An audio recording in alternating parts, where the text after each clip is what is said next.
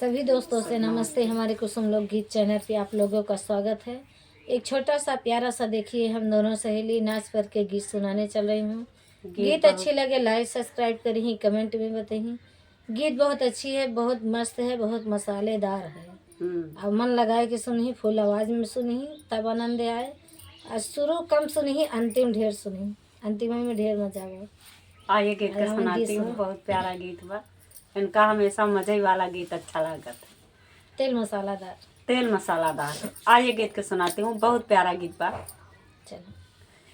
आजोरिया की राती रजा चोर मंगई कंगनाया, जोरिया की राती रजा चोर मंगई कंगना, जाई जगाई मई अपने ससुर के, जाई जगाई मई अपने ससुर के, सास करई झगड़ाया जोरिया की रात में, सास करई झगड़ाया जोरिया की रात में, चोर मंगई कंगनाया जोरिया की रात में, चोर मंगई कंगनाया जोरिया की रात में, चोर मंगई कंगना, जाई जगाई मई अपने भसुर के, जाई जगाई मई अपने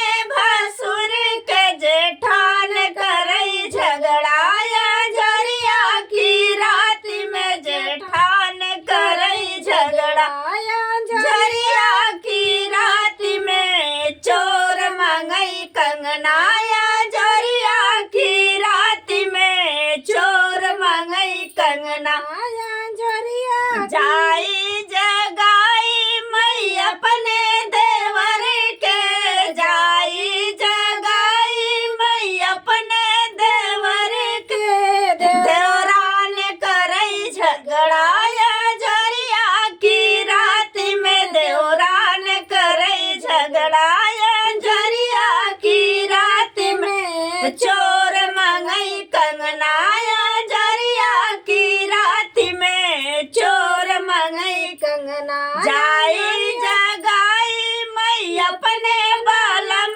के, जाई जगाई मई अपने बालम के, ननद करई झगड़ाया जोरिया की रात में, ननद करई झगड़ाया जोरिया की रात में, चोर मंगई कंगनाया जोरिया की रात में, चोर मंगई कंगना।